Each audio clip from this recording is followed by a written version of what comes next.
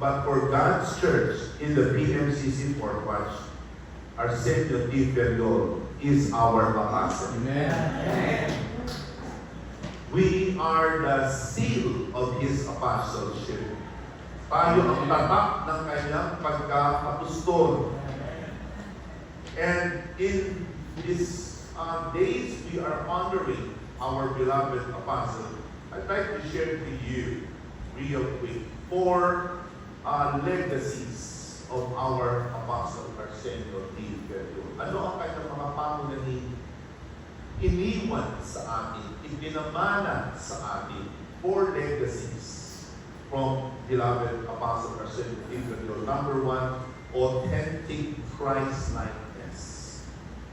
Ang kanyang pagiging disipulo, alagad ni Kristo ay totoo. Hindi pakunwari, hindi palabas, hindi arte, hindi forma, hindi gimmick. Totoong totoo.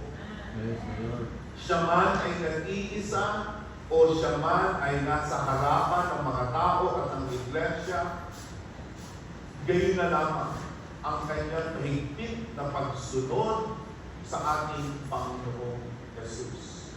He was an authentic follower and disciple of the Lord Jesus Christ. My father loved Jesus. He loved Jesus. His relationship with Jesus is as real as his relationship with his family and with us. Jesus. He would sing to Jesus. He would work for Jesus. He would speak with Jesus. Jesus. Jesus. Every moment of his life. Yes, he loved the church of Jesus, but his personal communion with Jesus is thriving and alive.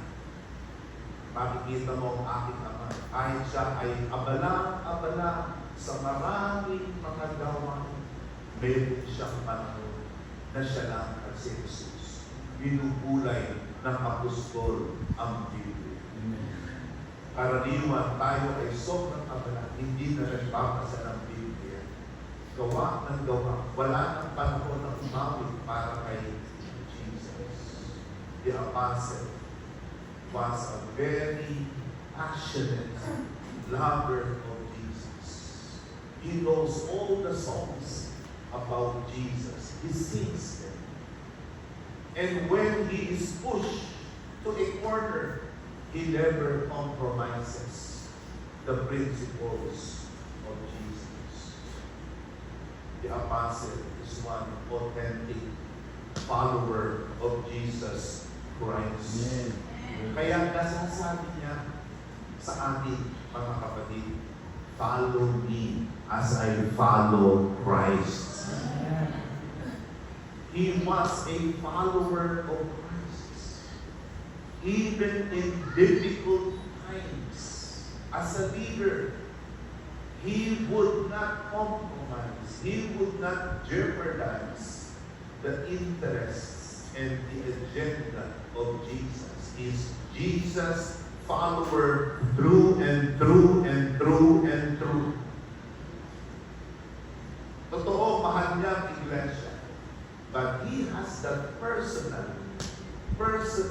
relationship with Jesus. And the church must be like the apostle. Very authentic, very real. Kailangan din tayo, mga kapatid, maging tagasunod ni Jesucristo. Sa ating pakikipag-ugnay sa bawat isa, sa ating mga pagsubok, sa ating mga nahihigpit na mga kalagayan, huwag natin iwawala ang ating prinsipyo na maging alagad ni Kristo. Sa ating mga manggagawa, We must always see to it that our pastoral leadership is founded on that dynamic relationship with Jesus. Number 2, he was holy. The holy and devoted Christianity. This is the second legacy of Arsenio de Perdona. He was devoted and holy proponent of Christianity. Christianity by and large has become carnal and secular and worldly, but not the Christianity, not the brand of Christianity that our beloved apostle has passed on to us. The brand of Christianity he had passed on to us is holy and devoted. Talagang pagdating sa pananampalatayang Kristiyano, talagang Kristiyano ang ating mahal na apostol. Banal. Banal. He would not dare play with the world. He would not even dare to be known in the world. He was always separated. He was always holy. But at the same time, he was devoted. He was a devotee of Christianity. He loved to read the Bible. He loved the disciplines of Christianity. He was a reader of good books of Christianity. He was a practitioner of the old-fashioned Christianity. He championed the church of the Lord Jesus Christ in every aspect of his life. His Christianity was very apparent. Kita mo, may mga Kristiyano sabi ayaw ang politika, hindi raw yan kay Kristo. Yan ay nakitid na kaisipan. Christ was one who espoused and who advocated engagement in politics. As apostle, very holistic, even in his body. He is very keen on being Christ-like. He is not given to indulgence or excesses. Every part of his life is oozing with Christianity. Talagang pag makita ko si Apostol, masasabi ko, ang Kristyanismo buhay na buhay pa. Pag makita mo ang ibang Kristiyano, mapapakamot ka ng ulo. Ano na ba nangyari sa mga Kristiyano? May mga Kristiyano pa ba? Pero pag makita mo si Apostol, masasabi mo meron pa talagang tunay na mga Kristiyano. So we must also be devoted. Ayaw ni Apostol na malamig. Ayaw ni Apostol na hiwalay sa maalam, mapusok na Kristyanismo. The Apostle was zealous, devoted, everything for Christ, everything for the church. And then thirdly, the Apostle was a faithful, trustworthy leader. Ito ang kanyang ipinamana. Faithful and trustworthy leadership. Tapat. Hindi siya nagnakaw ng sinumang pera o yaman o nag-imbot ng sinumang salapi. He never coveted. He never stole. Never wronged anyone. He was faithful. He was faithful. He was reliable. Maaasahan mo. He was a trustworthy leader. Amen. Pag sundin mo ang kanyang mga turo at mga aral, hindi ka mapapahiya. Amen.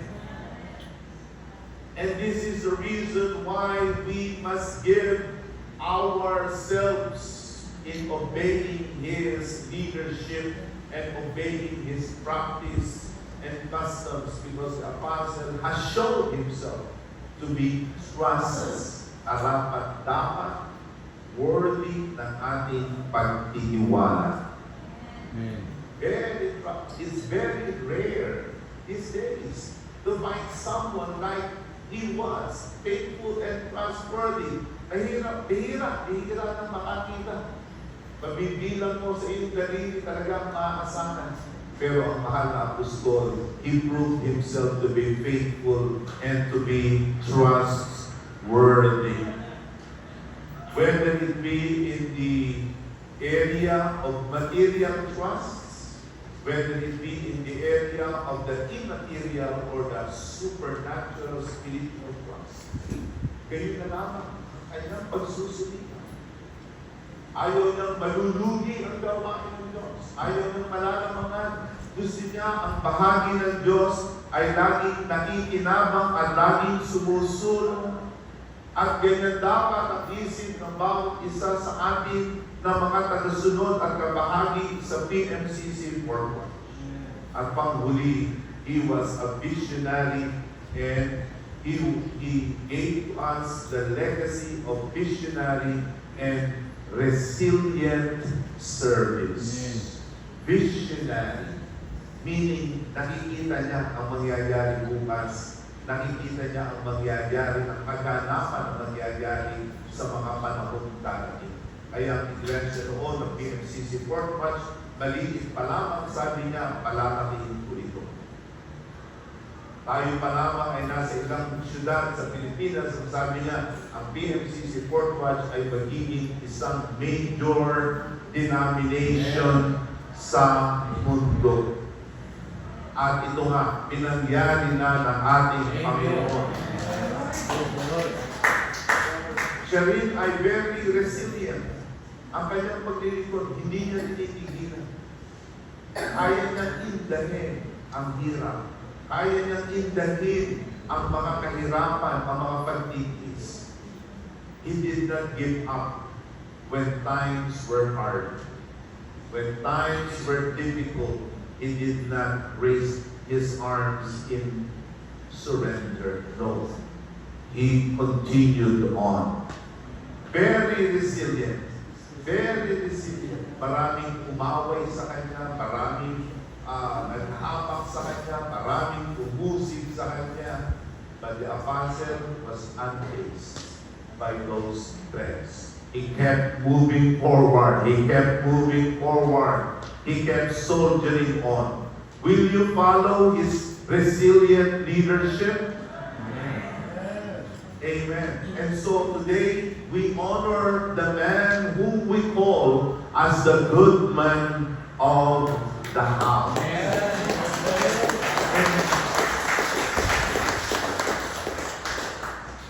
Amen.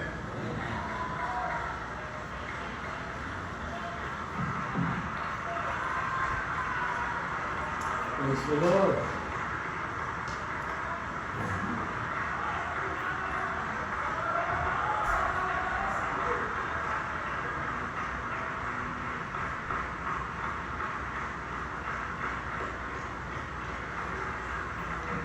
Praise the Lord.